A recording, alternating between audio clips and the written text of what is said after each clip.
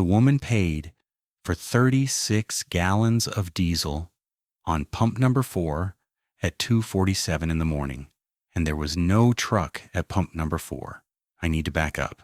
I'm getting ahead of the part that matters, which is that everything else about the transaction was completely normal. She came through the front door. The chime went off. She walked to the counter with that half-awake, highway-dazed look that long-haul drivers get around the third or fourth hour past when they should have stopped. She said a 20 and a 50 on the counter, said pump 4, rest on diesel, and I rang it up. I didn't look outside. You don't at that hour. You ring the sale, you authorize the pump, you put the change on the counter if there is any. She didn't want a receipt. Most of them don't. She walked back out. The chime went off again. I went back to restocking the cigarette case behind the register because Dee had left it half empty at the end of her overlap, which she always did, and I'd stopped bringing it up. The thing is, I did glance out the window about 10 minutes later, not because of her, because a coyote had gotten into the dumpster corral 2 nights in a row, and my manager, Gerald, wanted me to log the times so he could call animal control with something specific. I looked out toward the dumpsters on the east side of the lot, and on the way my eyes crossed Imper 4. Nothing there. No truck, no car, no RV, nothing at the pump, and nothing pulling out of the lot. The desert just sat there past the concrete, flat and dark and empty all the way to the mountains you can't see at night, but know are there, because the stars stop in a clean line about 15 degrees above the horizon. I should tell you where this is. The truck stop is called Arroyo Fuel and Food. It's on the 191 about 40 miles south of Bowie, Arizona, right where the road straightens out, and there's nothing on either side for a long time. We get long-haul traffic headed to or from I-10, some ranchers, sometimes Border Patrol vehicles that never buy anything but use the restroom and fill their water bottles. It's not a Love's or a Pilot, it's independent. Gerald owns it through some kind of family trust I've never fully understood, and he runs it with a crew of 4, me, Dee, a morning guy named Sutter, and a weekend kid named Marco, who I've met twice. I work 11 to 7, Sunday through Thursday, 5 nights a week, in a building that smells like burned coffee and rubber floor mats, with a fuel desk, a register, a hot case that I'm supposed to keep stocked with taquitos, but usually don't after 3 a.m., and a window that faces the pumps. I've worked here 11 months. I took the job because I needed something. After a lease fell through in Tucson, and a friend of a friend knew Gerald. It's not interesting work. I'm not going to pretend it is. You authorize fuel, you sell cigarettes and energy drinks, you mop the floor at 4 a.m., you watch the lot. Occasionally a trucker wants to talk and you listen for a few minutes. Mostly it's quiet. That's what made me notice the woman, not the woman herself. The quiet after. When a truck pulls away from a pump, you hear it. You hear the engine turn over. You hear the air brakes release. If it's a big rig, you hear the tires on concrete and then the pitch change when they hit asphalt. Even from inside with the door closed, you hear it. The building's old. Sound gets through.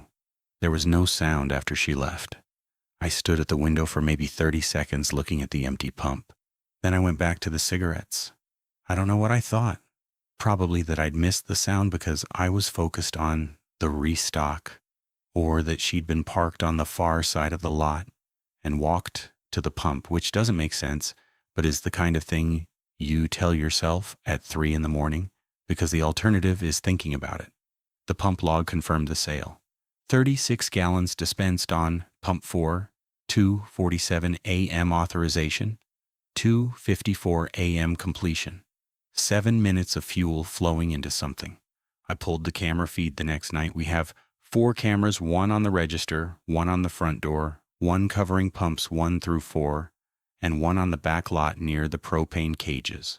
The footage is low resolution, black and white, and it writes over itself every 72 hours. So I caught it just in time. The pump camera showed pump 4 clearly. At 2:47, the pump handle lifts off the cradle. The nozzle moves into position. The meter starts running for 7 minutes. 36 gallons of diesel dispense into the air about 3 feet off the ground. Exactly where a truck's fuel port would be if a truck were there. There's no truck. There's no person holding the nozzle. The nozzle is suspended at the correct height and angle, and fuel is visibly leaving it, but it's not splashing on the ground. It's going somewhere. It's entering something that the camera doesn't show. I watched it 4 times. On the 5th viewing, I noticed something else. At the far left edge of the frame, at the boundary where the lot lights end and the desert starts, there's a shape, a person, standing still and facing the pump. The resolution is bad enough that I can't make out features, but the shape is consistent with the woman I'd served at the register. She's watching the pump from 50 feet away. She paid inside, walked out, and stood at the edge of the dark while the fuel dispensed into nothing.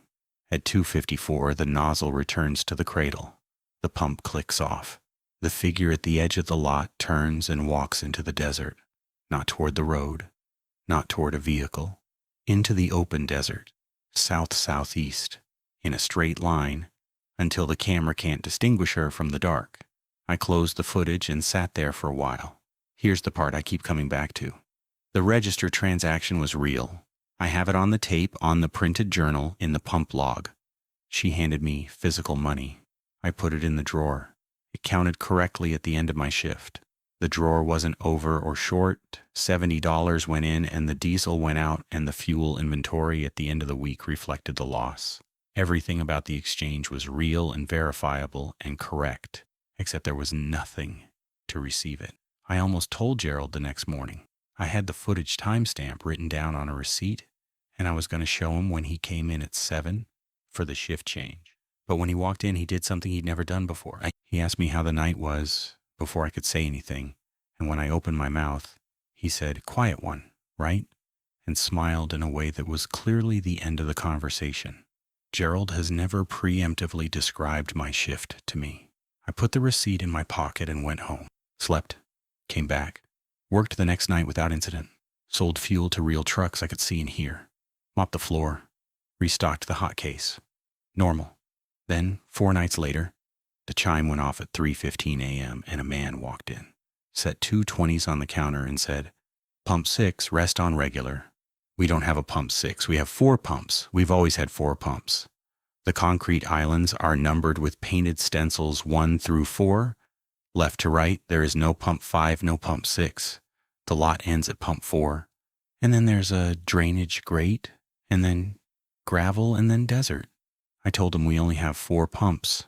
He looked at me with the same expression the woman had, that distant road-blurred patience, and said, "Pump 4 then? Rest on regular." I rang it up. He walked out. The chime went off. This time I went to the window immediately. The lot was empty. All 4 pumps sat under the lights, and nobody was at any of them, but I could hear at the mechanical click of a pump activating, the hum of fuel moving through the line. I looked at the authorization panel behind the register.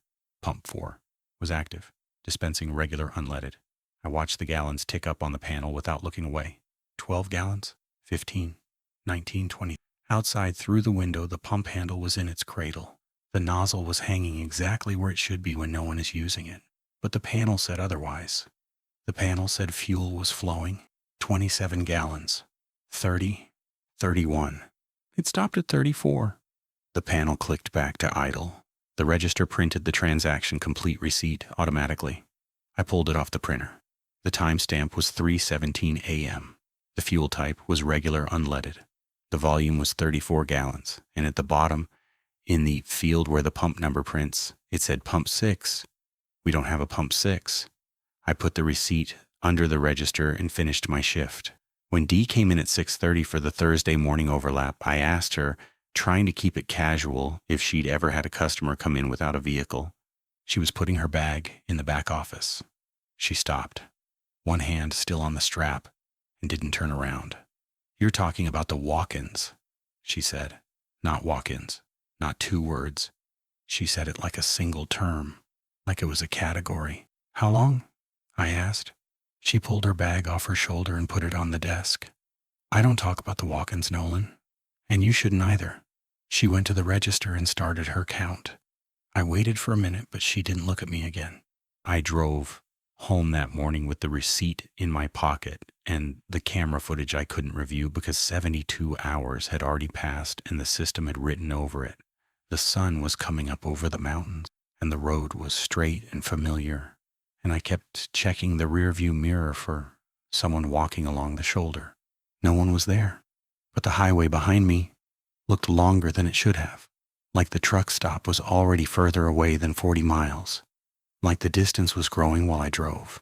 Dee and I overlapped for 45 minutes every morning, 6:30 to 7:15, when Gerald showed up and I clocked out. For 11 months, that overlap had been nothing. Small talk, register count, maybe a comment about the weather or whether the hot case needed cleaning.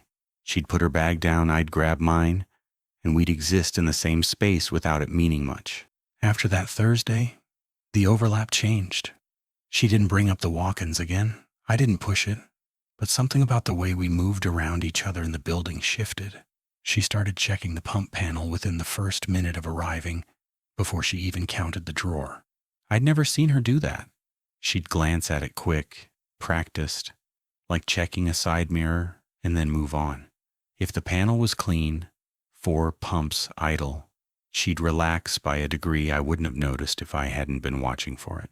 I started keeping a personal log, not because I had a theory, because the transaction records were the only thing I trusted, and I wanted a copy that wouldn't disappear into Gerald's end-of-week reporting. I bought a composition notebook from the dollar store in Bowie on my day off, black and white marble cover.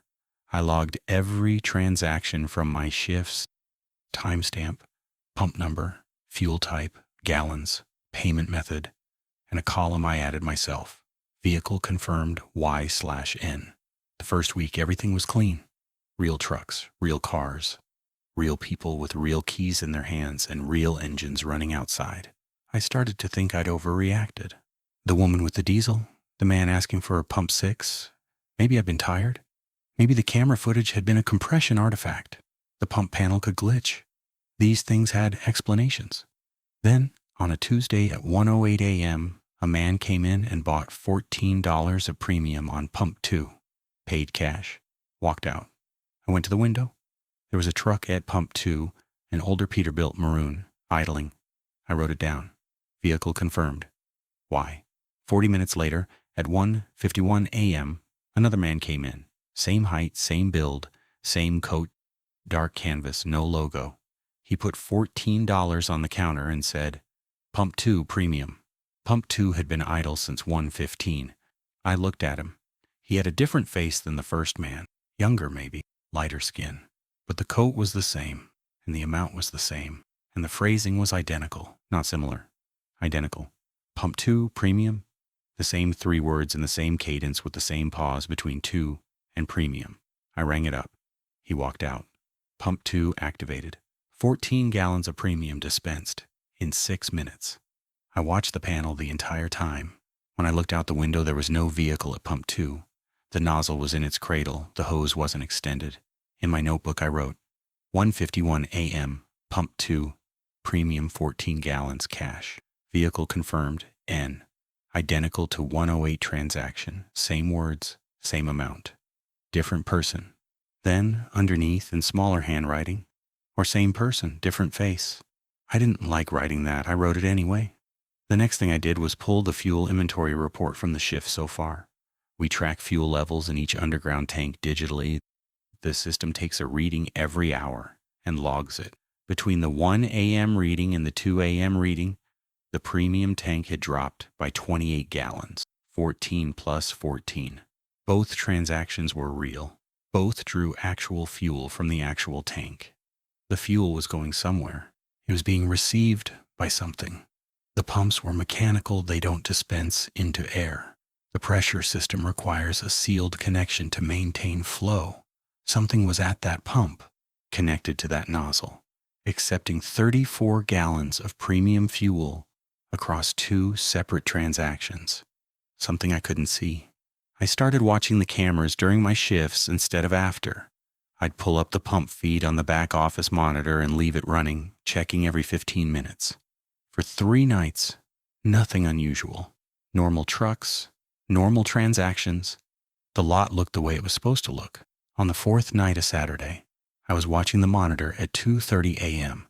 when pump 3 activated. I hadn't authorized it. No one had come inside. The register was quiet.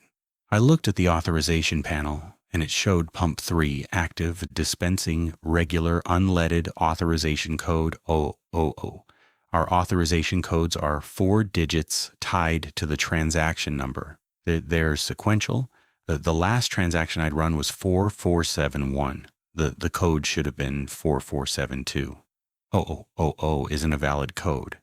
It's what the system displays during a diagnostic test.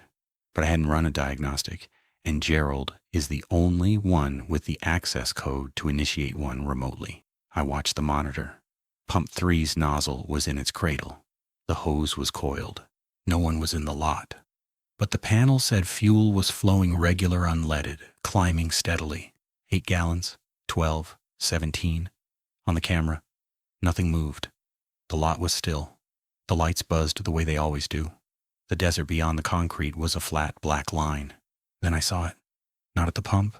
At the edge of the lot near the air and water station on the west side. A person, standing still, facing the building. Not the pump, the building. Facing me, if the walls weren't in the way.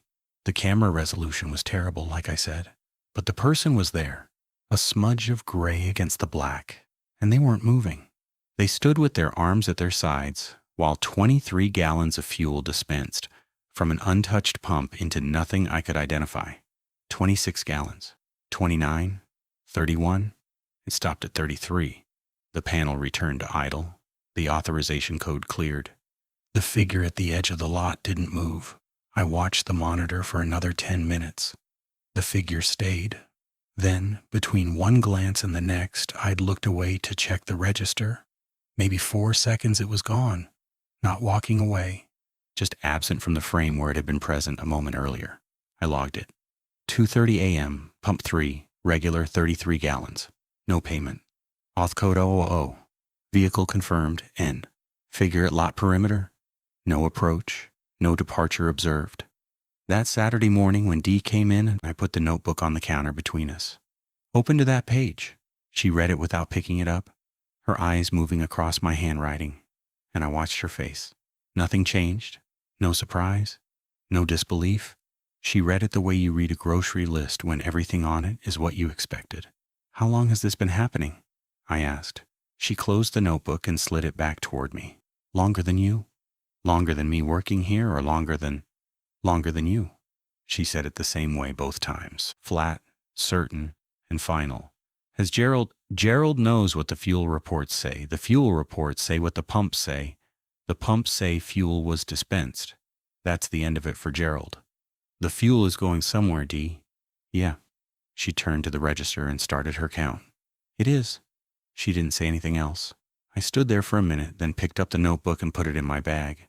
On the drive home, I pulled off at the wide gravel shoulder, where the 191 crosses the dry wash, about 12 miles north of the truck stop. I sat in my car with the engine running and the sun coming through the windshield, and I called Gerald's cell. He answered on the 5th ring, which meant he was already at the building. Nolan, what's up? I had an unpaid fuel dispensation on pump 3 last night, 33 gallons, authorization code 0000. No customer, no payment. Silence on the line for about 4 seconds. Then, I'll check the diagnostic log. Probably a valve test that triggered the meter. Happens sometimes with the older Gilbarco units. It dispensed 33 gallons, Gerald. That's not a valve test. I'll check the log, he said again. Same words. Same tone, like the sentence was pre-recorded. There was also a figure on the camera, at the edge of the lot, standing there the whole time. Could have been a hitchhiker. We get drifters off the 191 sometimes. I'll check the log and let you know. He hung up. He never let me know. 2 days later, I checked the fuel inventory report for that week. The 33 gallons were accounted for. They showed up under a transaction code I didn't recognize, attributed to a fleet account called DSRT-RTE-7. I'd never seen that account. It wasn't in our fleet customer binder. I searched the register system for it and found 6 more transactions over the previous 2 months, all between 1 a.m. and 4 a.m., all paid through this account, all on nights I'd been working. The oldest one was from my second week on the job. I printed the transaction details for all 6. Each one listed a pump number, a fuel type, a volume, and an authorization code. 4 of the 6 had authorization code 0000. The other 2 had codes that didn't match any transaction in the sequential log, and every single one listed a vehicle, make, model, plate number, all different. A 2019 Kenworth, a 2016 Freightliner, a 2021 International. Real-sounding trucks with real-sounding plate numbers from real states. I wrote down the plate numbers and, on my next day off, ran them through a public DOT lookup site. 2 came back with no results. 1 matched a Freightliner registered in New Mexico that had been reported as a total loss in a highway accident near Deming 8 months ago. 1 matched a Kenworth registered to a owner-operator in Amarillo, whose ICC authority had been revoked due to, and this is the phrase the database used, carrier status not found, entity dissolved.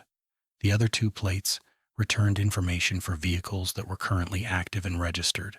A flatbed out of Flagstaff and a tanker out of El Paso, both real, both currently on the road somewhere, but the fuel transaction timestamps showed those plates at my truck stop at hours when, according to the ELD data I could access through the public portal, those trucks were hundreds of miles away. I sat in the Bowie Public Library staring at the screen with my notebook open next to the keyboard. I'd filled 9 pages by then. Every entry was neat and time-stamped, and I could feel the pattern in it the way you feel a word on the tip of your tongue, almost recognizable, almost meaningful, but not quite resolving into something I could say out loud. The fuel was real. The money, when it was paid, was real. The pump activations were mechanical and verifiable. Something was physically present at those pumps, accepting fuel through sealed connections, generating the back pressure needed to maintain flow. The system recorded vehicles that either didn't exist, had been destroyed, or were provably elsewhere. Whatever was at those pumps was real enough to fool the hardware, but it wasn't visible on camera, wasn't audible through the walls, and left no tire marks on the concrete. And it had been happening since before I started. That night I came in for my shift, and the first thing I did was check the fuel levels. Premium was down 11 gallons from where it should have been based on D's registered journal for the day. 11 gallons, unaccounted for, dispensed, sometime between 7 a.m.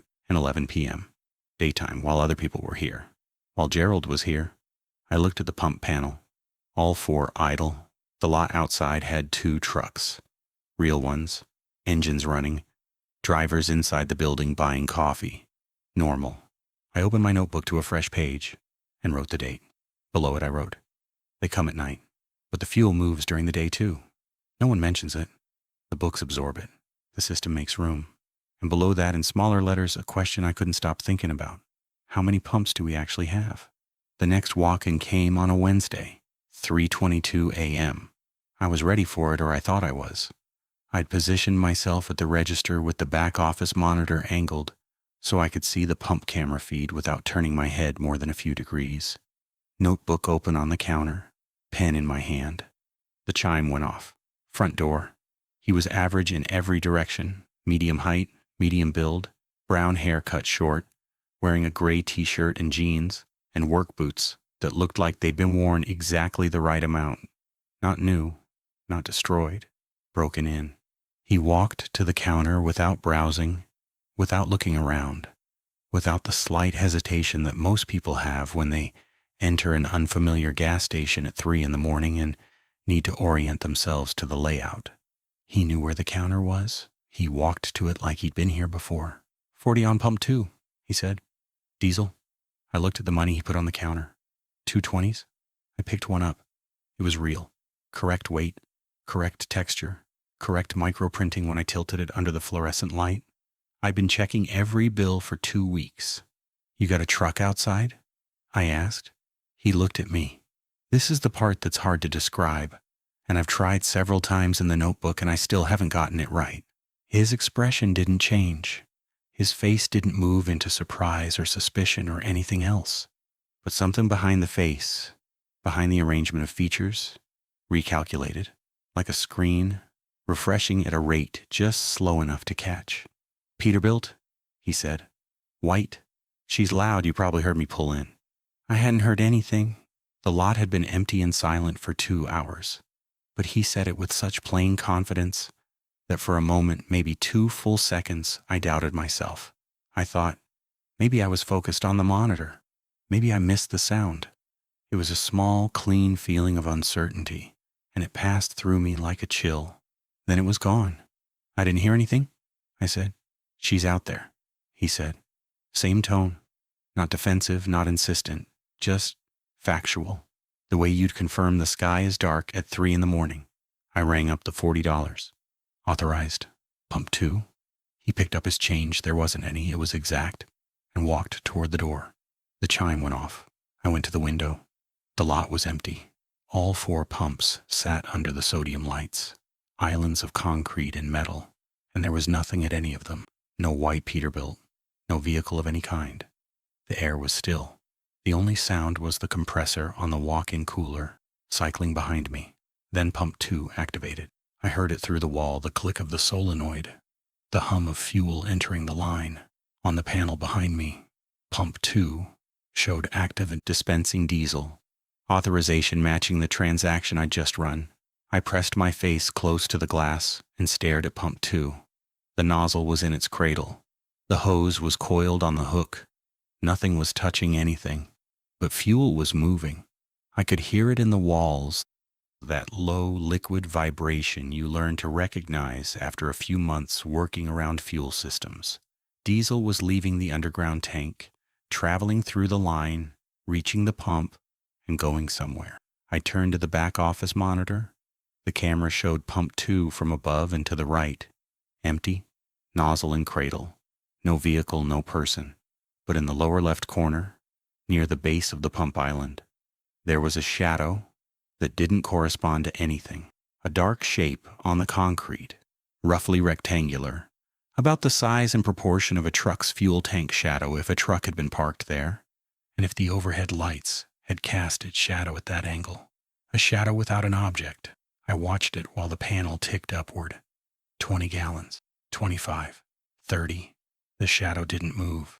It sat on the concrete like something heavy was above it, blocking the light in the exact shape you'd expect if an 18-wheeler were idling at the pump. 35 gallons, 38, 40. The pump clicked off. The shadow remained for another 4 or 5 seconds, and then it thinned. It didn't slide or retreat. It thinned, like ink, drying on hot pavement, until the concrete was just concrete again, uniformly lit from above. I wrote it all down, every detail, every timestamp, and then I wrote something that I immediately wanted to cross out but didn't.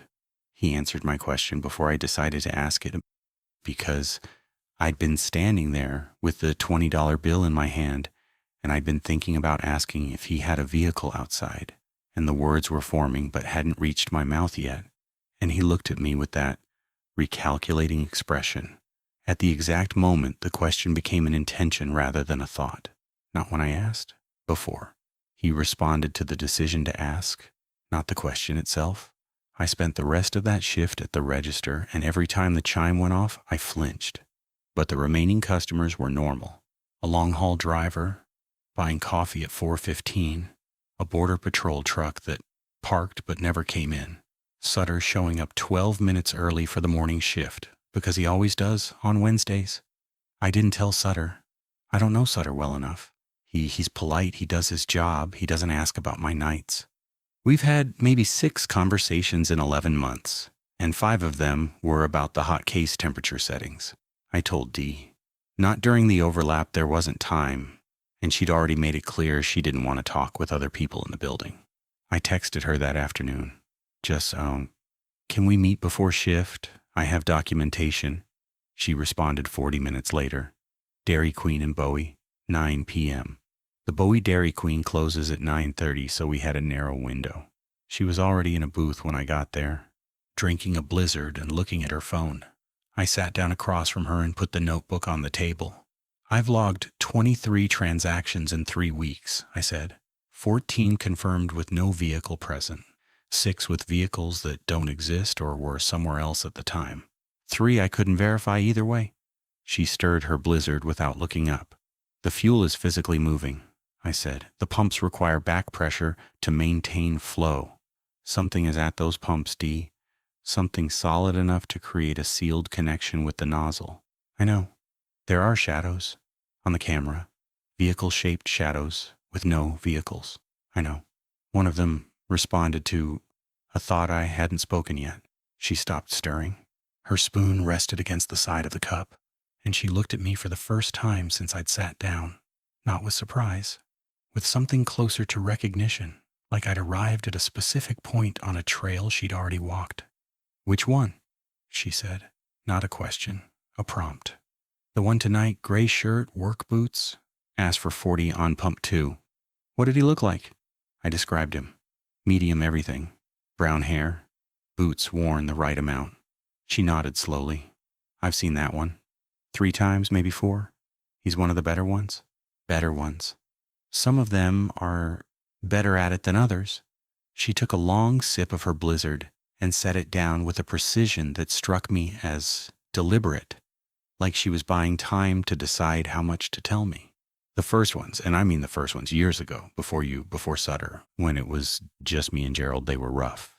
Wrong clothes, wrong phrasing. One of them handed me a bill with the portrait facing the wrong side. Not counterfeit, real bill, real serial number, but the face was printed on the back. I didn't say anything. She continued. "They've gotten better. The clothes are right now. The money is right. They know what to say at the counter. Some of them have small talk weather, road conditions, the usual trucker stuff. If you're not paying attention, if you're just ringing sales and restocking and trying to get through the night, you wouldn't notice. How do you notice? They don't arrive." She said it simply. You can train yourself to listen for the arrival, engine, tires, brakes, door. If someone comes through the front door and you didn't hear the arrival sequence, they walked in from the desert. That's a walk-in. She'd been tracking them too, it turned out. Not in a notebook, she kept a tally on her phone, a single running note with dates and times. She'd counted over 300 since she started working at Arroyo. 300 walk-ins in a little under 4 years. 300, I said. That I noticed. I sleep through part of the rush sometimes. 3 to 4 a.m., I'll doze at the counter if it's slow. Gerald knows. He doesn't care. What are they buying the fuel for? She shrugged, but it wasn't casual. It was the shrug of someone who's asked themselves the same question enough times that the asking has worn smooth.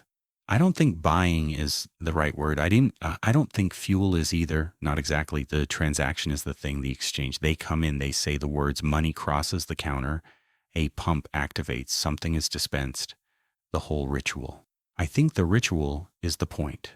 That doesn't explain where 33 gallons of diesel goes when there's no truck at the pump.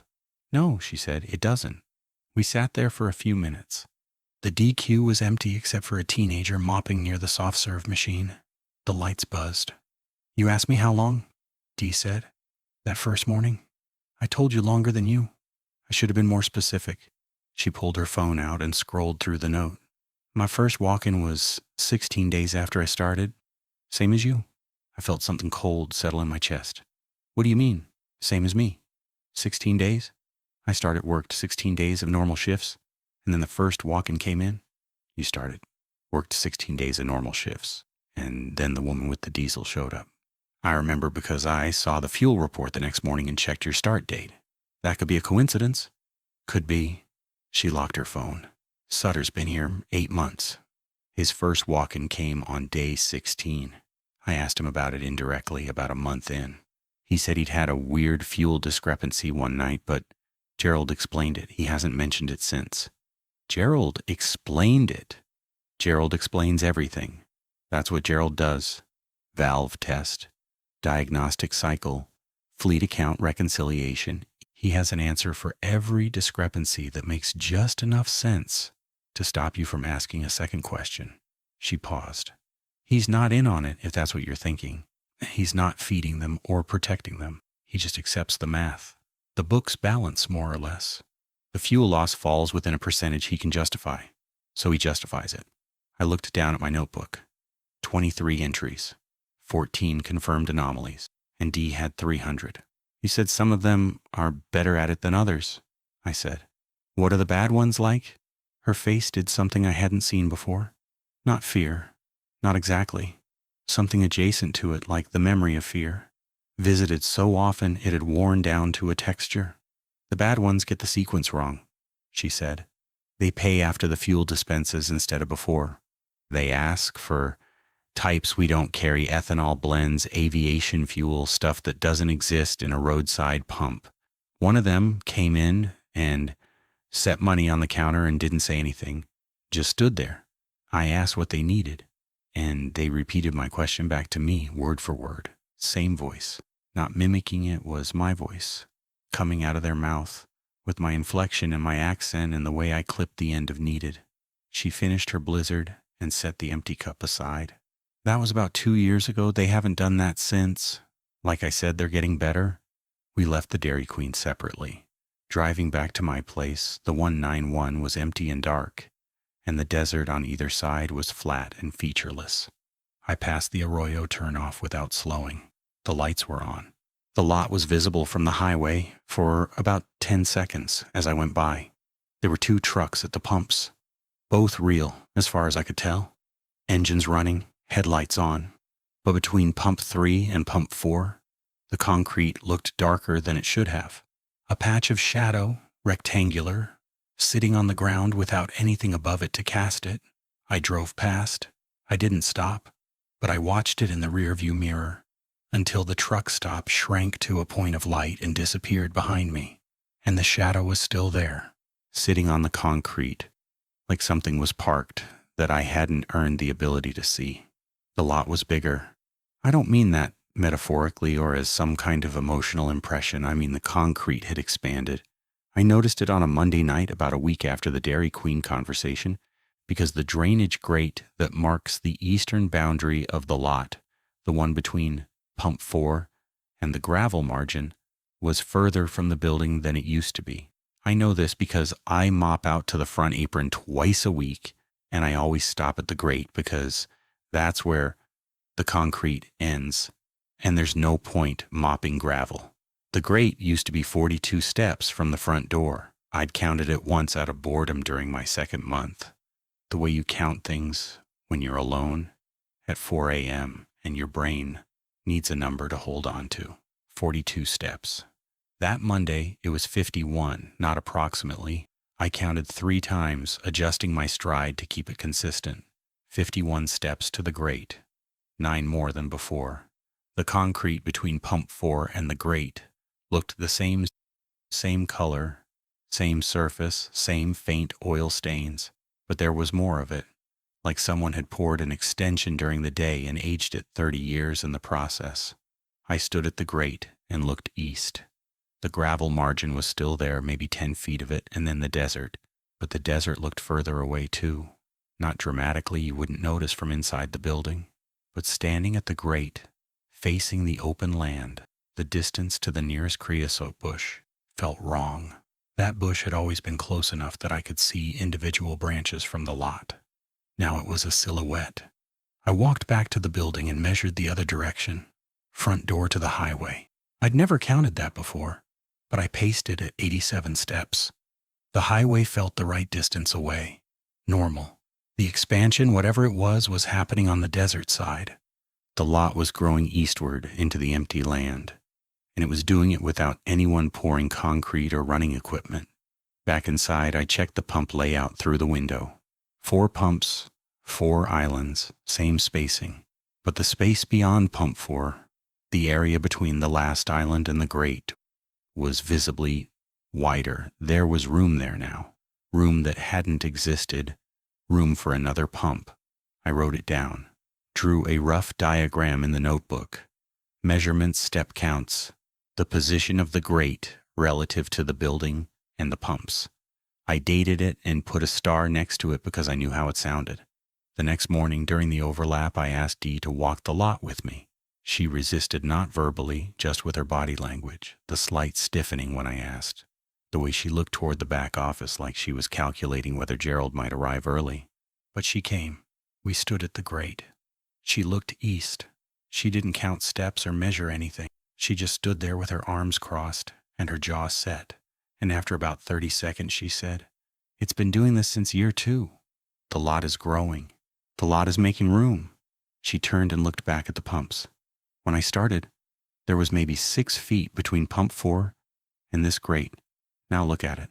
The space was easily 30 feet. Enough for an island. Enough for 2 pumps, if they were standard spacing. Making room for what? What do you think, Nolan? I didn't answer. I didn't want to say it out loud because saying it would mean I believed it, and I wasn't ready to believe it. But I was thinking about the man who'd asked for pump 6. The confidence in his voice. The way he'd said it like he was referencing something real. Has a new pump ever actually appeared? I asked. Dee didn't answer right away. She started walking back toward the building, and I followed.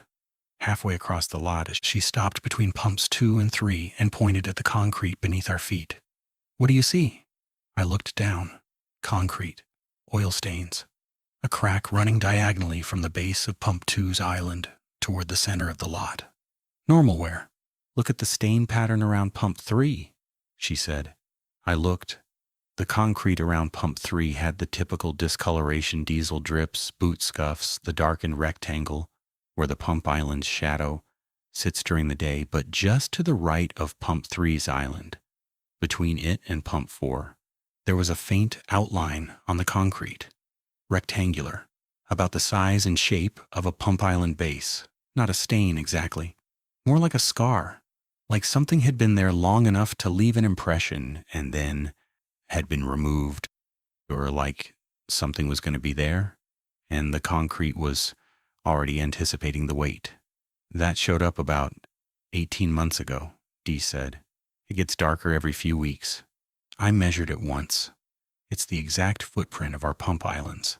Same dimensions to the inch. I crouched down and touched it. The concrete was slightly warmer inside the outline than outside. Not hot, just a degree or 2 above the surrounding surface, like something underneath was running. "Gerald seen this?" I asked. "Gerald parks on the west side of the building." Gerald enters through the back office. Gerald has not walked this lot on foot in the entire time I've worked here. I'm not sure Gerald looks at the lot at all. She went inside. I stayed crouched by the outline for another minute, pressing my palm flat against it. The warmth was steady, consistent, not fluctuating the way sun-heated concrete does. This was coming from below, from the supply line maybe, or from whatever connected the underground tanks to the pump infrastructure, or from something else underground that I didn't have a name for. That week, the walk-ins increased. Not by a huge amount. I logged 4 in 5 nights, where the previous weeks had averaged 2 or 3. But the texture of the visits shifted. The first 3 were typical. Customer enters, pays cash, requests fuel on a specific pump, exits, no vehicle observed, pump activates, and dispenses fuel into nothing visible. Clean transactions, mechanically perfect, indistinguishable from real sales except for the absence of a truck. The 4th one was different. She came in at 4:05 a.m. on a Friday. Older woman, maybe 60s, wearing a quilted vest and reading glasses pushed up on her head. She walked to the counter and set down a credit card. None of them had ever used a credit card before. Every walk-in I'd logged, every walk-in Dee had tallied was cash. Bills on the counter, exact or rounded. The credit card was new. "Pump 4?" she said. "Fill it up. Diesel." I picked up the card. It was a standard fleet fuel card, the kind owner-operators carry, branded with one of the big fuel networks. It had a name embossed on the front, Patricia Wells. It had a valid expiration date. It had a 16-digit number that started with the correct prefix for that network. I ran it. The system processed for a moment, then approved. The authorization went through with a real approval code, a real transaction number, and a fleet account ID that I watched populate in the register system DSRT-RTE-7. The same account. The same fleet designation I'd found in the records weeks ago attached to 6 phantom transactions with impossible vehicle data. I looked up at her. She was watching me with an expression of polite patience. Nothing wrong with her face. Nothing uncanny or recalculating. She looked like someone's grandmother waiting to pay for gas on a road trip. "This fleet account?" I said. DSRT-RTE-7. "What company is that?" She tilted her head slightly, the way you do when you didn't catch a question. "The fleet account on the card? What company?" "Oh, it's my husband's outfit. He runs a small fleet out of Wilcox. I'm just making a fuel run for him. At 4 in the morning? Best time to drive out here, no traffic." Every answer was perfect, plausible, specific, unstrained. She wasn't nervous, wasn't deflecting. She answered the way a real person would answer, with mild, everyday justification and a trace of humor. If I hadn't been tracking the anomalies for weeks, if I hadn't recognized the fleet account, I would have believed her without hesitation. I would have run the card, authorized the pump, and gone back to my night. I authorized pump 4. She took the card back and walked outside. The chime went off.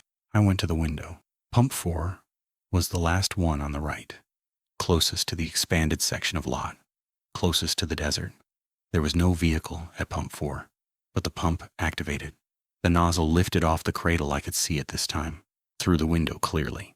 The nozzle rose, extended outward, and stopped at a height and angle consistent with a truck's driver's side. It hung in the air, suspended by nothing, and the fuel began to flow. I watched through the glass. The overhead lights illuminated the pump island clearly. The nozzle was 3 feet from the pump, angled slightly downward, and diesel was pouring from it in a steady stream that curved once and then stopped. Not splashed, not dispersed. It terminated at a point in the air where the fuel port of an invisible truck would be.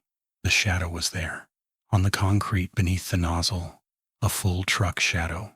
Cab, trailer, wheels, axle spacing, all rendered in flat darkness on the lit ground, perfect and proportional and cast by nothing above it. I pressed my hand against the window. The glass was cold. Outside, the nozzle dispensed fuel into a hole in the air, while the shadow of a truck that didn't exist sat on the ground beneath it. The woman stood at the edge of the lot, 50 feet away, facing the desert, not watching the pump, not watching me, facing the open dark with her hands at her sides. 40 gallons, 60, 80. I looked at the panel. The gallons were climbing faster than they should. Our pumps max out at about 10 gallons per minute for diesel. The counter was rising at nearly twice that rate. Somewhere in the line, fuel was being pulled, not just dispensed. 100 gallons, 112. No standard truck fuel tank holds more than 150 gallons per side. The counter was approaching that limit, and it wasn't slowing down. 130, 145. It stopped at 151. The nozzle returned to the cradle. The shadow faded. The woman at the edge of the lot turned and walked south-southeast into the desert, the same direction the first woman had gone weeks ago, in a straight line, without looking back. I checked the register. The transaction had closed automatically.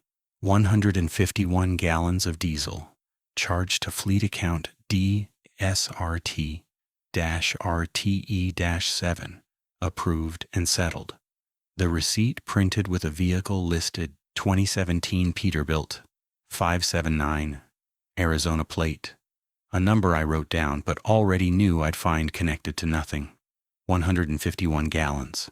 That was more fuel than we typically sell to a single truck in a night, and it had gone into something I could see the shadow of but not the body, something that was getting more solid in some dimensions, casting shadows, accepting fuel, generating back pressure, while remaining invisible in others. They were building something at those pumps, fueling something, and whatever it was getting closer to real. I stood at the window for a long time after the woman disappeared. The lot was silent. The pumps were idle. The expanded concrete stretched out toward the grate and the desert beyond it, and in the new space between pump 4 and the boundary, the faint rectangular outline Dee had shown me seemed darker than it had that morning. Not much darker, but enough that I could see it from inside the building, through the window under sodium lights. At 4 in the morning, it was the shape of a pump island, and it was warmer than the ground around it. I could feel that from 50 feet away, through glass and concrete. Not with my hand, with something else. Some part of the pattern I was now embedded in deeply enough that the knowledge arrived without contact, without evidence, without any mechanism I could name.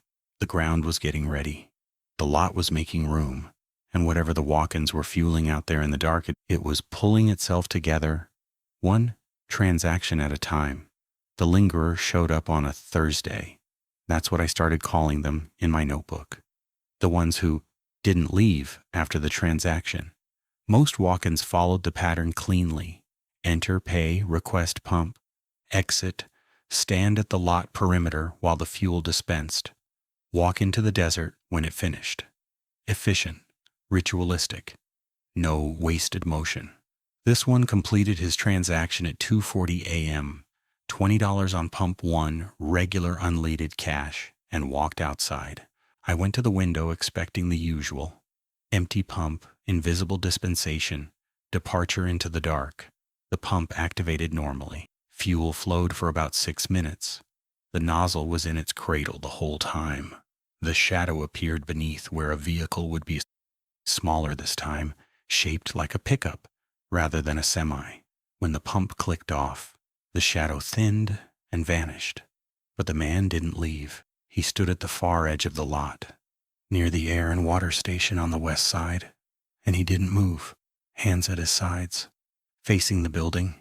Same posture as the figure I'd seen on the camera weeks ago, straight, still oriented toward the structure rather than the desert.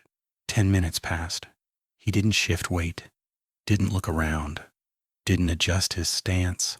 He stood the way a mannequin stands, with the absolute stillness of something that doesn't need to breathe. I watched from the window. Then I did something I hadn't done with any of them before. I went outside. The air was cool and dry, the way high desert air gets in the small hours, 15 degrees colder than you expect after the daytime heat. The lot lights buzzed above me, that faint electrical insect sound that's so constant during a shift that you stop hearing it until you're standing directly underneath one. My boots scuffed on the concrete. The sound carried. He was about 80 feet from the front door. I walked toward him slowly, angling slightly, so I'd approach from his left rather than head on. I don't know why I did that. It felt important to not walk directly into his line of sight. At 40 feet, I stopped. He hadn't moved, hadn't reacted to the door opening and to my footsteps, to my presence in the lot. Up closer, at least he looked ordinary. White male, maybe 40s, thinning hair, a denim jacket over a dark shirt, jeans, boots, the uniform of every third customer who comes through Arroyo on any given night. Hey, I said, we're closed on the lot after transactions. You need to move on. We're not closed on the lot. There's no such policy. I made it up because I needed a reason to speak to him. That wasn't, I know you walked out of the desert, and I know there's no truck, and I need to understand what you are. He didn't respond, didn't turn his head. His eyes were open. I could see that much in the lot light, and they were pointed at the building, at the front windows, at the space where I'd been standing moments before. Sir, you can't stay on the lot. Nothing, no blink, no breath that I could see. The air around him was the same temperature as everywhere else. He cast a shadow under the lights, a normal one, human-shaped, falling in the correct direction based on the nearest lamp. Whatever was wrong with him wasn't visible in the physics. I took 3 more steps forward, 30 feet now, close enough to see the texture of his jacket, the stitching on his boots, a small stain on his left knee that looked like coffee. Details, real specific, mundane details that made him look more human the closer I got. And then he spoke. I'd like to file a complaint about the pump speed on Island 1. The flow rate was significantly below the posted minimum, and I'd like this documented for my fleet manager. The words came out fluent and clear with the cadence of someone who has said something similar many times. A professional complaint, measured, specific, referencing equipment and documentation. Exactly the kind of thing a real driver would say to a fuel desk attendant, except I'd heard it before, word for word. 3 weeks earlier, a driver, a real one, with a real Mack truck, idling at Pump 1, had come inside at 1:15 a.m. and said those exact words to me. I remembered because it was the only formal complaint I'd received in my time at Arroyo, and I'd written it up on a carbon copy form from the binder Gerald keeps under the register.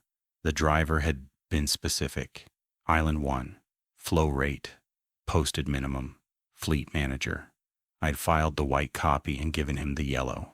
The walk-in was reciting the complaint verbatim. "Where did you hear that?" I said. He didn't react to the question. His eyes stayed on the building. His mouth had closed after the last word, and his face had returned to the same neutral stillness. And I realized with a sick, tilting certainty that he wasn't talking to me.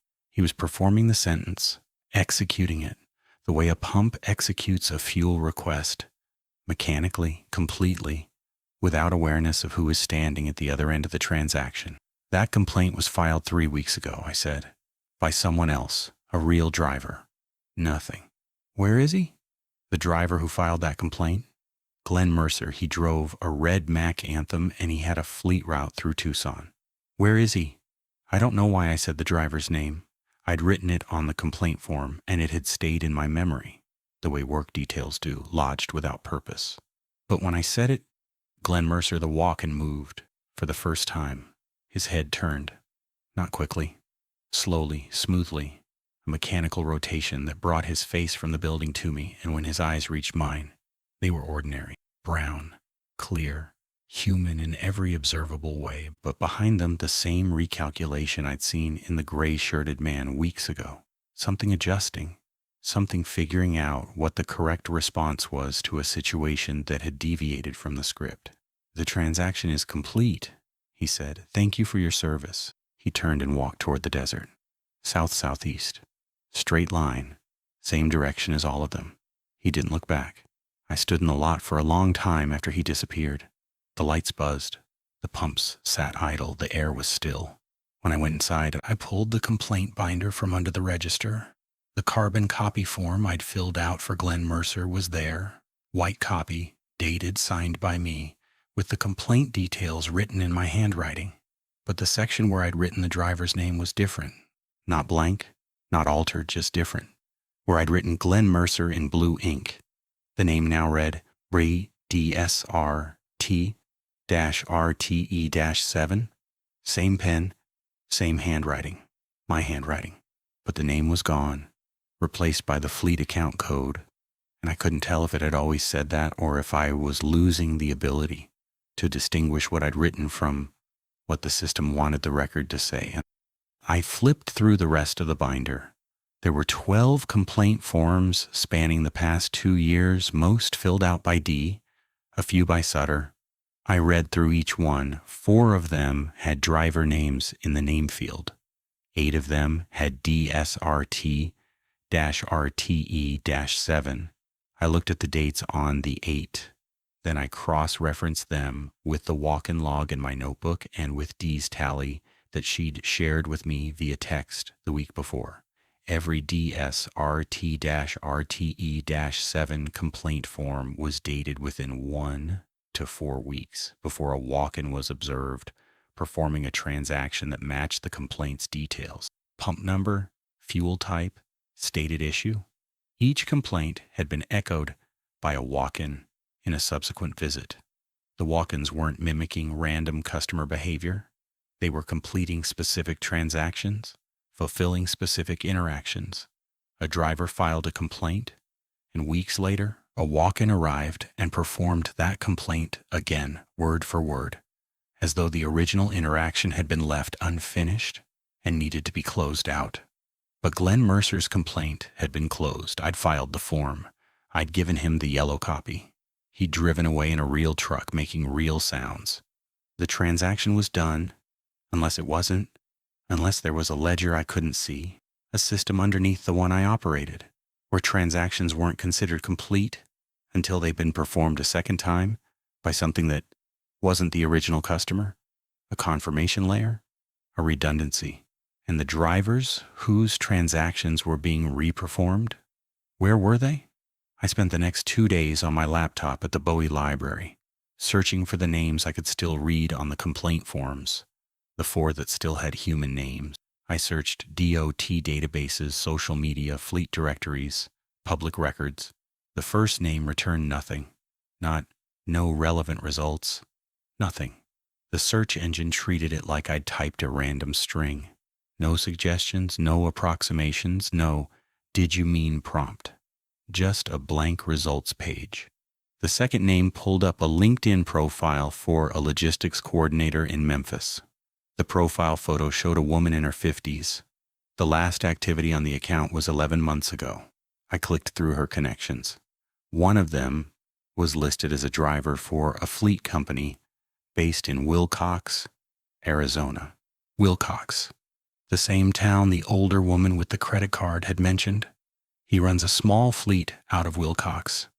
The third name matched an obituary, a truck driver from Las Cruces, New Mexico, who had died 7 months ago. Cause of death wasn't listed. The obituary mentioned that he'd driven routes through southern Arizona for over a decade. The fourth name, and this is the one that made me close the laptop and sit in the library parking lot for 20 minutes with my hands on the steering wheel, matched an active DOT filing for an owner-operator named Ray Childress, based in Benson, Arizona, running a 2019 Peterbilt 579, the same make, model, and year that had appeared on Patricia Wells's receipt. The phantom receipt from the 151-gallon diesel transaction charged to DSRT-RTE-7. Ray Childress had filed a complaint at Arroyo 8 weeks ago about Pump 4's receipt printer not working. D had written it up. His name was still on the form, not yet replaced by the fleet code. But according to the DOT database, Ray Childress's carrier status had been updated 3 weeks ago. The update was a single line: authority revoked. Reason: carrier entity dissolved. The same phrase I'd seen before. The same bureaucratic language that meant something had stopped existing in the system's eyes. Not suspended, not inactive. Dissolved. Like it had never been a coherent entity in the first place. Ray Childress had a complaint on file at Arroyo. His carrier status was dissolved. And his truck, or the ghost of his truck, the shadow and fuel port and back pressure of his truck, had shown up at Pump 4, accepting 151 gallons of diesel in the middle of the night, operated by a woman with a fleet card and a grandmother's face. The walk-ins weren't just completing transactions, they were completing people, taking the last unfinished interaction a driver had at Arroyo, a complaint, a fuel purchase, a receipt request, and performing it to close the loop. And once the loop closed, the driver dissolved, not died, not disappeared, dissolved, became a fleet code in a phantom vehicle and a shadow on the concrete. And the fuel they purchased, the real physical diesel and gasoline flowing from real underground tanks, was going into the vehicles those people used to drive. Vehicles that no longer existed in the visible world but still had weight, still cast shadows, still created the sealed pressure connection needed to accept fuel. The trucks were still there. You just couldn't see them anymore, and the walk-ins were keeping them running. I drove back to my apartment that night and sat on the bed and looked at my notebook. 38 entries now, each one a transaction, each one a loop being closed around a real person who'd stopped existing in any database I could search. And somewhere in the Arroyo complaint binder, there were forms with names that hadn't been overwritten yet, names that still belonged to people who were still real, still driving, still alive. For now. D stopped coming to work on a Tuesday. No call, no text. I showed up for my shift at 11, and the overlap board in the back office still had her name on it for the 6:30 a.m. slot the next morning. Gerald hadn't mentioned anything when I'd passed him on the way in. He was finishing up his evening paperwork, same as always, and he said, "Quiet one tonight. the way he always does, and left through the back door. I worked the shift. Normal traffic until about 1 a.m., then the usual dead stretch. No walk-ins that night, which had become unusual. I'd been averaging 3 or 4 a week for the past month. The quiet felt deliberate, like a held breath. At 6:30, Dee didn't come in. At 6:45, I called her cell. It rang 4 times and went to voicemail. Her outgoing message was the default carrier recording. She'd never personalized. I didn't leave a message. At 7 o'clock, Gerald arrived. I told him Dee hadn't shown up. She called out, he said, not looking up from the register count. When? Last night. Said she had a family thing. She didn't call me. She called the store line. I picked up. He finished the count and initialed the tape.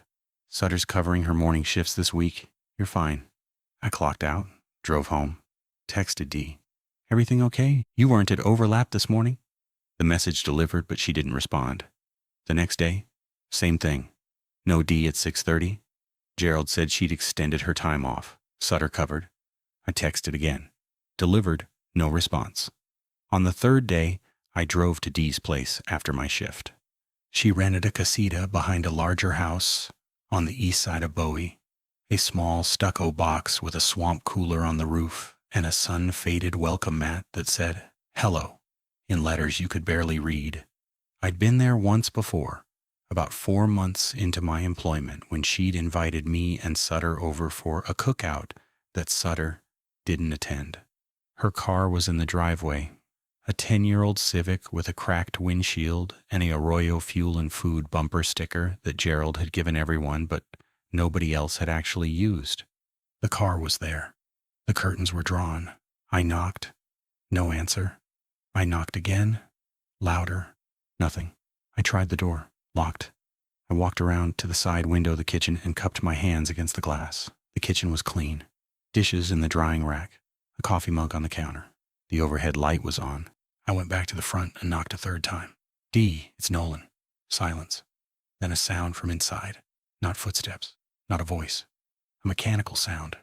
A rhythmic clicking, steady and regular, like a turnstile or a receipt printer cycling through a long transaction, and it lasted about 10 seconds and then stopped. I stood on the mat and listened. The swamp cooler hummed. A truck passed on the road behind the main house. The clicking didn't return. I left. I shouldn't have. I know that now. But the door was locked, and the sound had no explanation.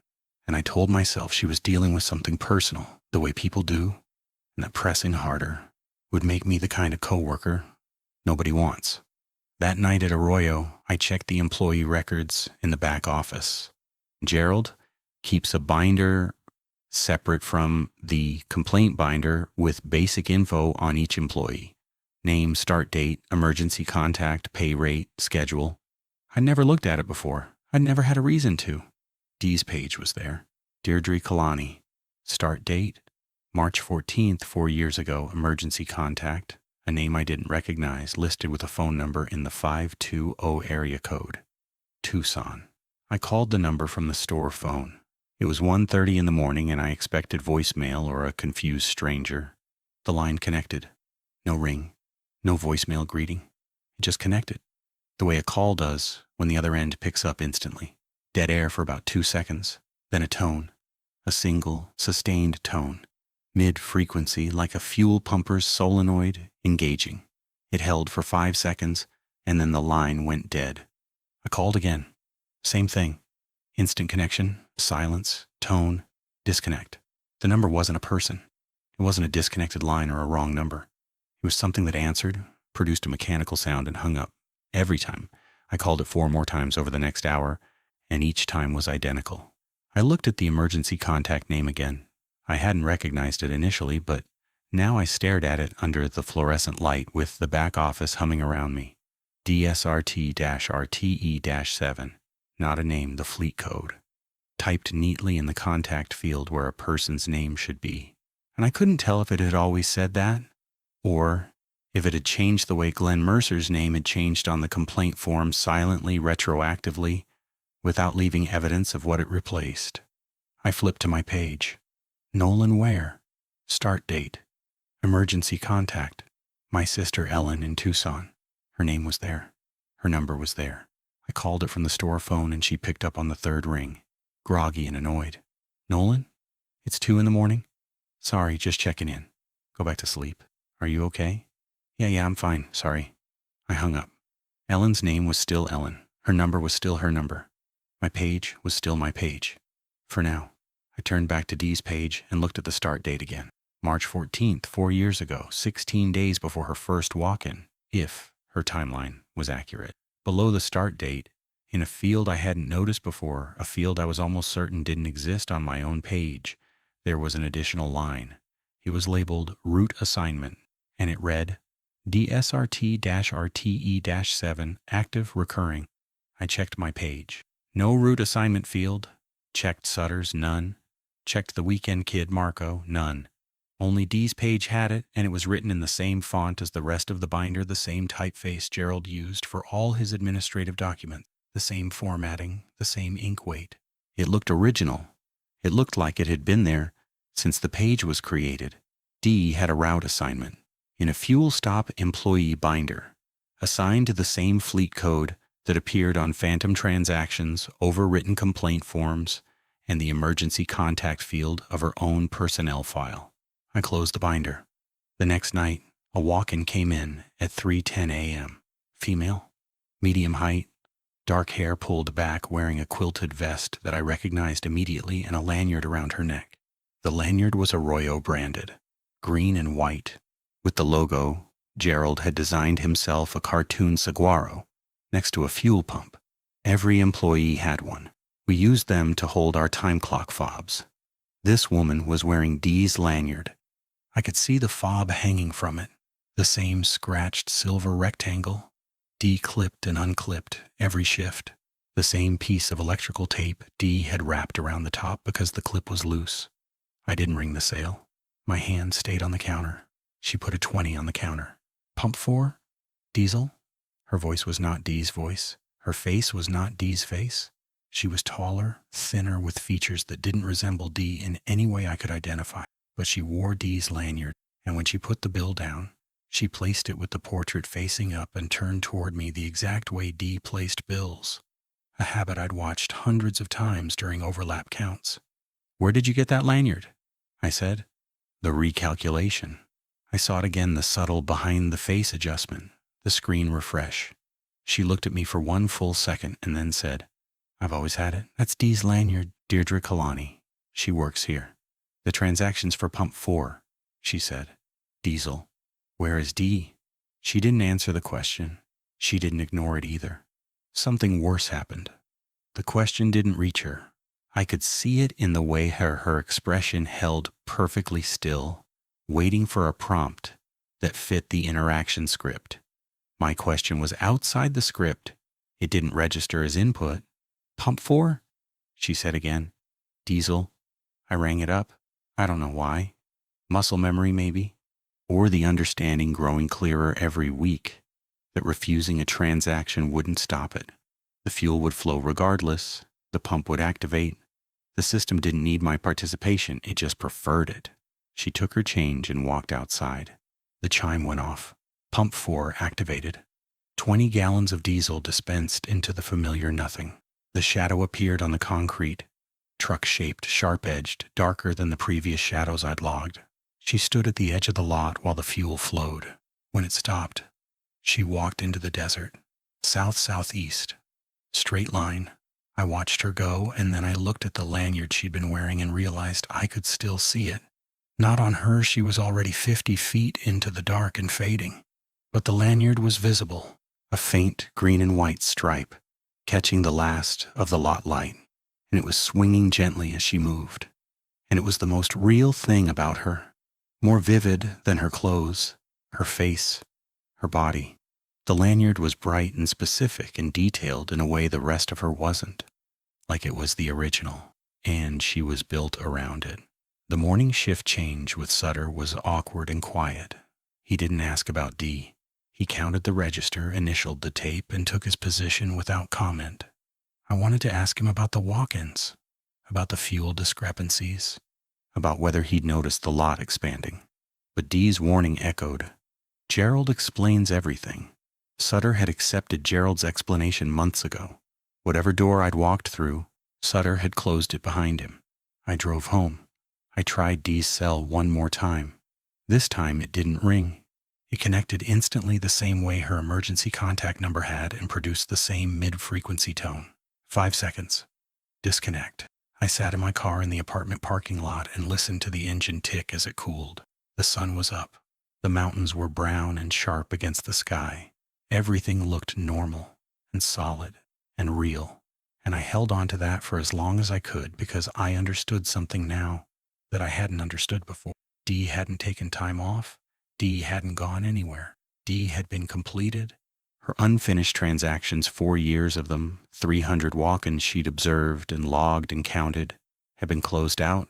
The fleet code had overwritten her emergency contact, assigned her a route, and dispatched someone wearing her lanyard to perform her last interaction at the register. Dee was the transaction now. Dee was the loop, closed and settled and filed. And my page in the binder still said Ellen. My page still had no route assignment. My emergency contact was still a real person with a real voice who answered on the third ring and said my name. But for how long? How many transactions did I have left before the code replaced my sister's name? How many walk-ins before someone showed up wearing my lanyard, placing bills, portrait up the way I placed them, saying the words I say in the cadence I use? I went inside. I locked the door. I didn't sleep. I sat on the edge of the bed with my notebook in my lap and counted the entries. 46 transactions logged. 46 loops I'd witnessed and processed and documented. Each one was a record. Each one was proof. And each one, I was starting to realize, might also be a line item on a ledger I was building against myself. I went back one more time. I need to say that clearly because the version of me sitting here now wants to pretend there was no choice, that the shift was mandatory, that I couldn't have just driven past the turnoff and kept going north until the 191 hit the interstate and the desert was behind me. But there was a choice. I made it. I went back because I had 46 entries in a notebook and I needed to understand what they added up to before I became one of them. It was a Sunday. My last scheduled shift before 2 days off. I arrived at 10:45, 15 minutes early, the way I always do. Gerald was finishing up. He said, "Quiet one tonight." The same words, the same cadence, the same non-smile, and left through the back. The lot was empty. 4 pumps under 4 lights. The expanded concrete beyond pump 4 stretched towards the drainage grate. And in the space between, the rectangular outline Dee had shown me was no longer faint. It was a dark, defined shape on the ground, the exact footprint of a pump island, drawn in shadow or stain or something deeper, with crisp edges and a uniformity that didn't look like weathering or wear. It looked like a blueprint, a reservation. I clocked in, counted the drawer, checked the fuel levels, everything nominal. The premium tank was down 6 gallons from where it should have been, but I'd stopped flagging daytime discrepancies because they always resolved into the same fleet code, and I was tired of watching real numbers become fake ones. The first 3 hours were quiet. 2 real trucks came through, both with visible vehicles, audible engines, human drivers who made small talk and paid with cards and drove away in machines I could hear shifting through gears as they hit the highway. Normal.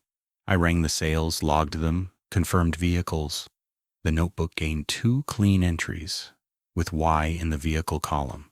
At 2:15 a.m., all 4 pumps activated simultaneously. No one had come inside. No one was in the lot.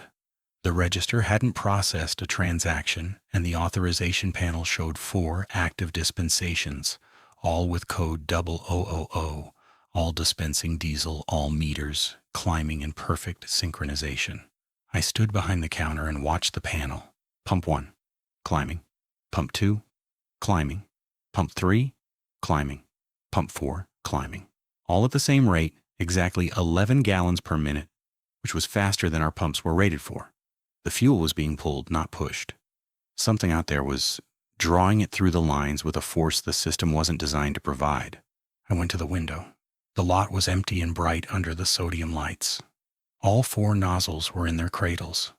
All 4 hoses were coiled. Nothing was touching anything, but the shadows were there. All 4 of them. 4 truck-shaped shadows on the concrete. 1 at each pump island, complete and detailed cab profiles, trailer lengths, wheel assemblies, even the thin vertical lines of exhaust stacks. 4 trucks, perfectly parked, perfectly spaced, rendered entirely in shadow on lit ground. The meters kept climbing, 40 gallons each, 60, 80. I turned from the window and looked at the register. It was printing. The receipt printer was running on its own, feeding out a continuous strip of thermal paper that curled over the counter edge and pooled on the floor. I caught the paper and read it as it came. Transaction after transaction. Fuel sales, snack purchases, coffee, lottery tickets, windshield washer fluid, each one time-stamped, each one assigned a transaction number in sequence, each one listing a customer payment method and an authorization code. Some cash, some card, some fleet account.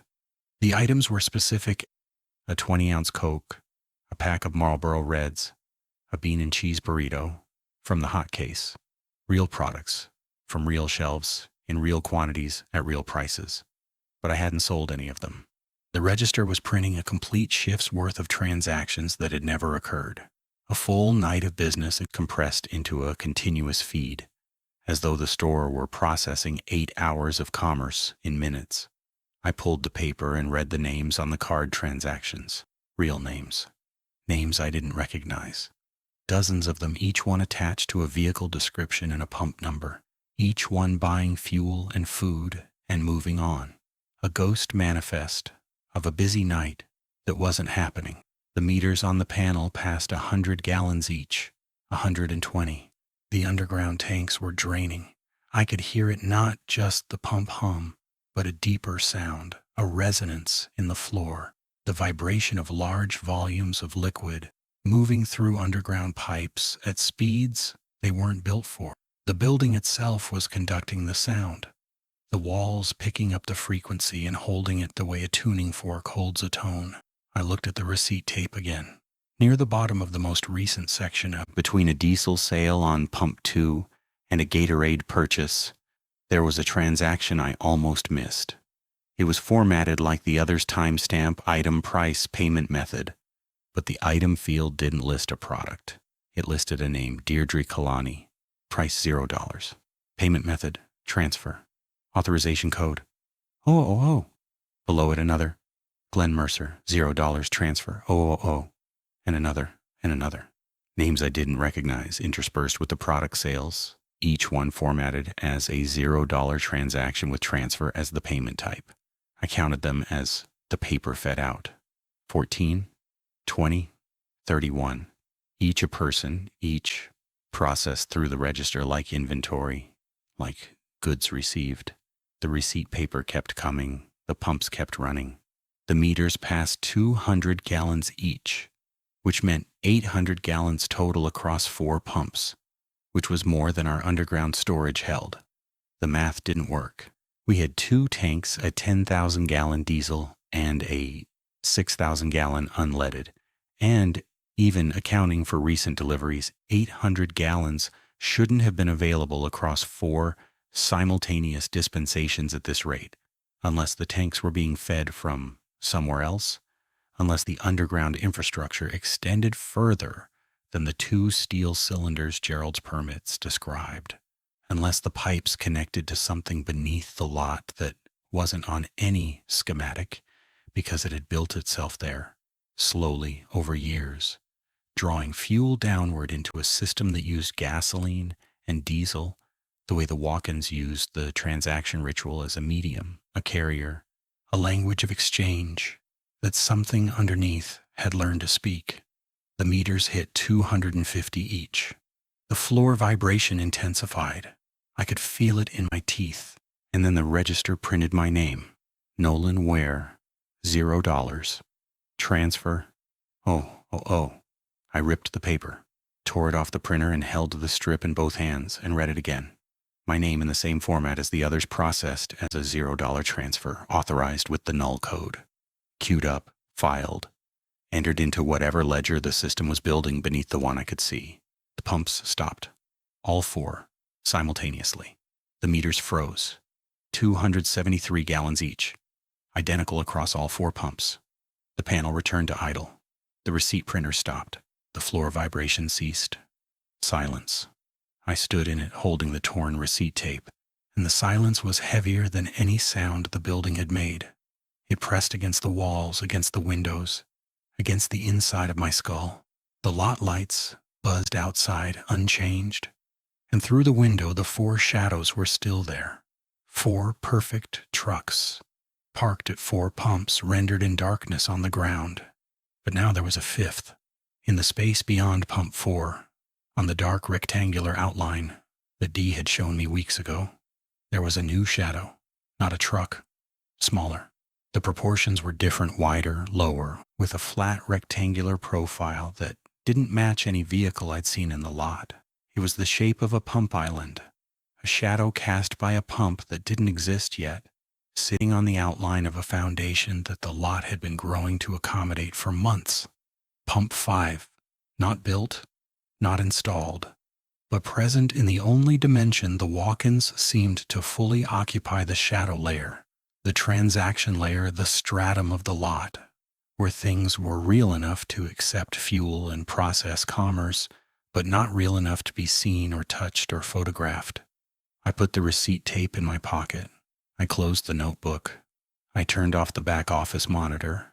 I didn't count the drawer, didn't check the fuel levels, didn't do any of the closing tasks that 11 months of shifts had made automatic.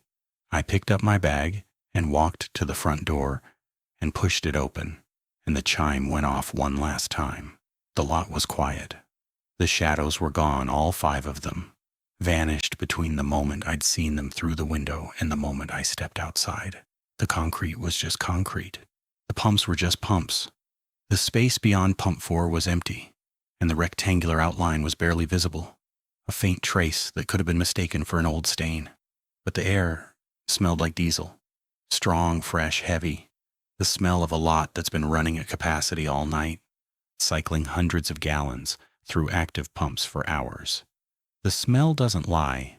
Whatever had happened, the fuel was real, and it had gone somewhere, and the infrastructure to receive it was being assembled in a place I couldn't reach or dismantle. I walked to my car, started the engine, pulled out of the lot. The 191 was empty. Dark desert on both sides. The road cutting through it in a straight line north toward Bowie, and then onward toward the interstate. I drove the speed limit. I didn't look in the rearview mirror for the first 12 miles because I was afraid of what the truck stop would look like from a distance, whether the lights would be wrong, whether the lot would appear larger than it should, whether I'd see headlights at the pumps where no headlights could be. At mile 13 I looked. The truck stop was a point of light on the dark horizon behind me. Small, normal, unremarkable. Exactly what it should look like from 13 miles away on a flat desert road. I kept driving. The road was empty ahead and behind. The mountains were invisible against the sky. I passed the dry wash, past the gravel turnoff where I'd called Gerald weeks ago, past the BLM landmarkers that I'd driven by 500 times without noticing. At mile 41, 1 mile past where Bowie should have begun, I saw lights ahead. Not Bowie, not the glow of a small town waking up before dawn. A single cluster of lights, low and bright, set back from the highway on the right side. A fuel station, 4 pump islands under sodium lights. A flat-roofed building with a lit window and an illuminated sign. The sign said Arroyo Fuel and Food. I slowed to 50, then 40, then 30. The station was identical, not similar identical. Same building, same lot layout, same pump configuration, same sign with the same cartoon saguaro, same dumpster corral on the east side, same air and water station on the west. The concrete was the same shade, the same age, the same pattern of cracks and stains. Through the front window I could see the register counter. The fluorescent lights were on inside, and standing behind the register, facing the window, was a figure in a green Arroyo polo, the same shirt I was wearing, with a lanyard around their neck, and their hands resting on the counter in the exact posture I adopt during the dead hours when there's nothing to do but wait. I was going 20 miles an hour, close enough to see detail. The figure behind the counter had my build, my height, my posture. The lanyard had a scratched silver fob that caught the light. Its head turned toward the window, toward me, toward my car passing on the highway at 20 miles an hour, with my foot hovering over the brake and every rational part of my brain screaming to accelerate. I did not stop. I pressed the gas, and the engine climbed, and the station slid past my passenger window, and I watched it shrink in the side mirror. It didn't disappear. It sat on the side of the highway, lit and operational, 41 miles from the original, fully built, fully staffed, running a night shift in a building that hadn't existed when I'd driven this road 12 hours earlier. I hit Bowie at mile 43. The town was real. The Dairy Queen was dark. The dollar store was closed.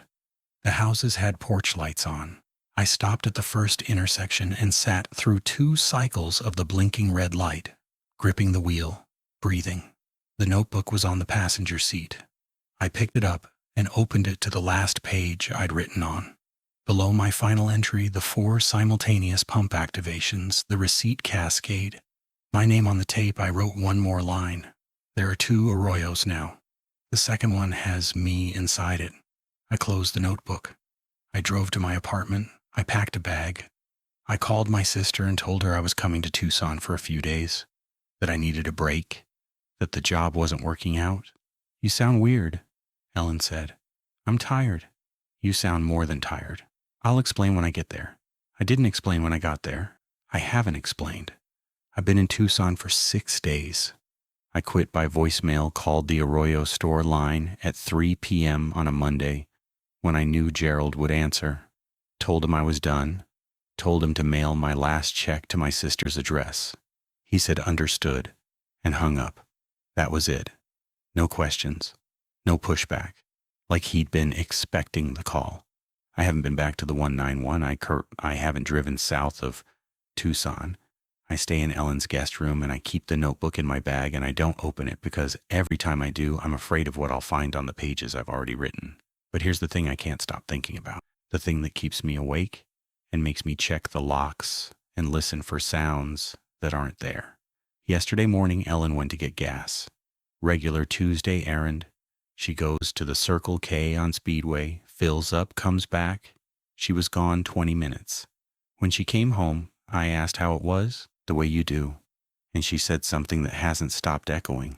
Weirdest thing, she said. The receipt printed with someone else's name on it, some fleet company, DSRT something. I told the cashier and he said it happens sometimes. System glitch. She threw the receipt away. I pulled it out of the trash after she went to work. It was a standard Circle K receipt. Her transaction, her card, her pump number, her gallons. But at the bottom, below the total, there was a line of text that shouldn't have been there. A fleet account ID printed in the same format I'd seen hundreds of times on my own register. DSRT-RTE-7. And below it, in smaller text, a field I recognized from the binder at Arroyo. A field that had only appeared on one employee page. A field that meant the system had found you and assigned you and put you on the route. Route assignment pending. The receipt was from a Circle K in Tucson, 200 miles from Arroyo. A different company, a different system, a different register. And the fleet code was there, printed on thermal paper that Ellen had held in her hand and almost thrown away without reading. I'm looking at it now. The paper is already starting to fade the way thermal receipts do. In a week it'll be blank. In a month, the ink will be gone entirely, and there will be nothing left to prove what it said. But the account is active, the route is expanding, and whatever Arroyo is, whatever it's becoming, however many locations it has now, however many pumps it's building, in that shadow layer, where fuel goes and people dissolve into fleet codes, it doesn't need me to come back. It's already here. I can hear a truck outside. Ellen Street is residential.